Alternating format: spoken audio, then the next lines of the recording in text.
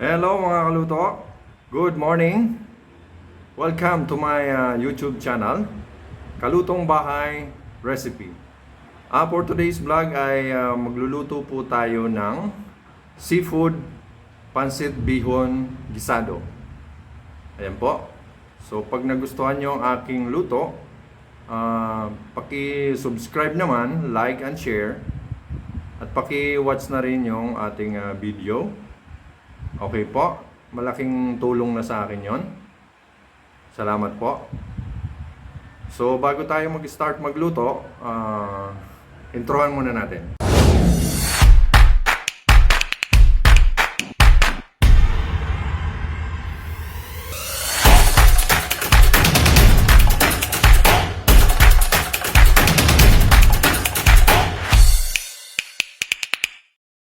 Kaya mga kaluto, nandito na po tayo ngayon sa pagpapakilala ng ating ingredients ng ating pansit bihon gisado. Ayan po. Ito po, meron tayong bihon. Ito po yung bihon. Actually, bawas na to kahapon. Gumawa na tayo kahapon. At yun ay nagustuhan ko.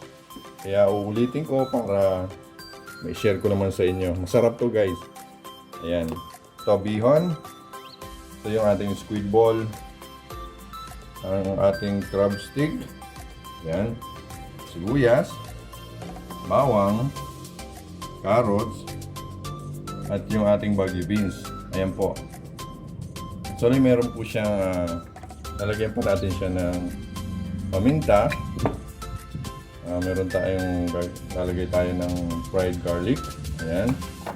At maglalagay tayo ng konting toyo lang. At yung magpapasarap sa ating gagamit tayo ng patis. Ayan. Kaya mga kaluto, mag-start na tayo. Ayan, maglalagay na tayo ng mantika. Ayan. Ayan mga kaluto, kung napapansin nyo, may kulay siya. Ayan po, gumamit po tayo ng atswete. Ayan. So, painitin lang natin to. Tapos, siyempre, pansit gisado. Ngayon ay maggigisa tayo. Ayan po. So, unahin natin yung bawang.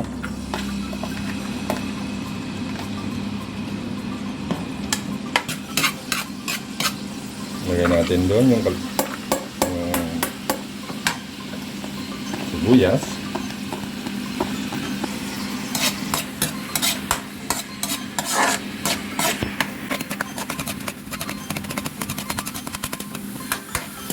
Ayan, pagka naamoy nyo na yung aroma ng ating mga bawang sibuyas, pwede na kayo maglagay ng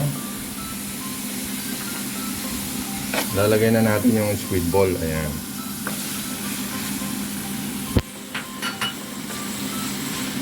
So halo lang ng halo para hindi masunog.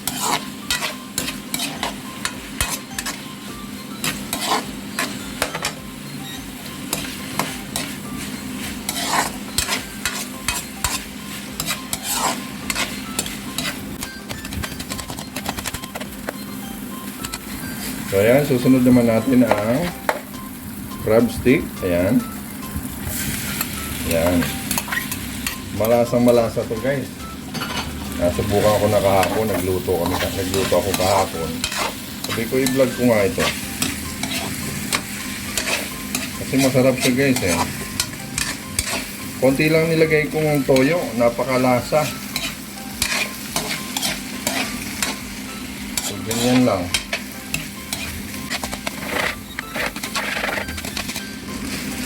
Sunod guys, ilagay na natin yung ating gulay, carrots, tsaka wagyu beans. Sabay na.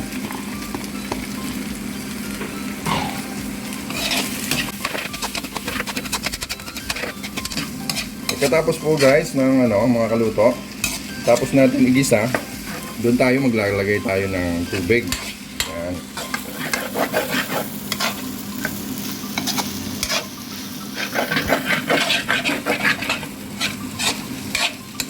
So maglalagay na tayo ng tubig.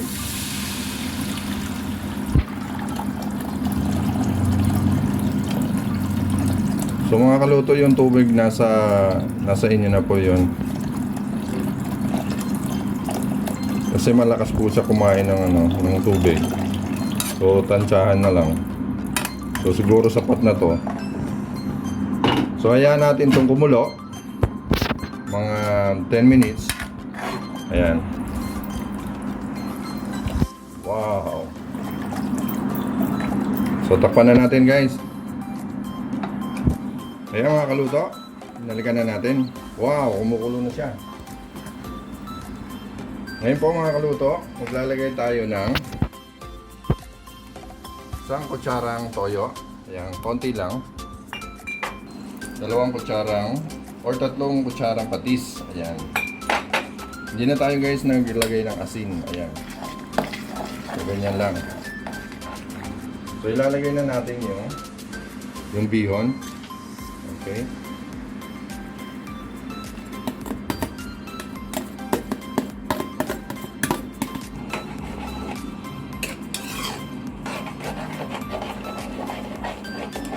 Lalagay tayo guys ng garlic, fried garlic, ayan. Lalagay tayo ng bechin, konti lang.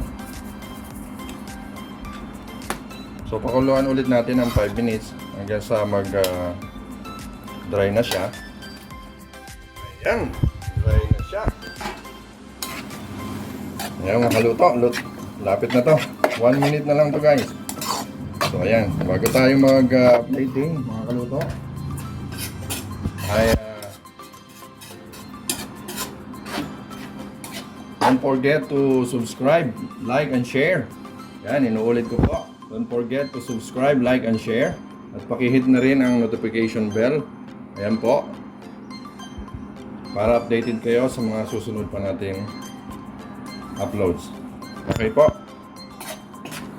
Tsaka shoutout na rin tayo sa Kabikulan, sa Gubat Sorsogon, Gubat Non Kami Group, United Bicolanos Worldwide, Batch 89, Gubat National High School, Aldana Elementary School, sa teachers and principal, shoutout.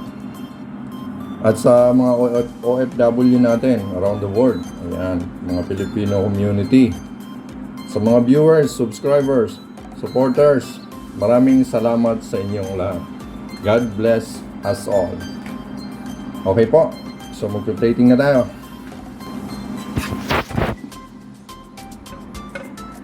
Wow. Wow.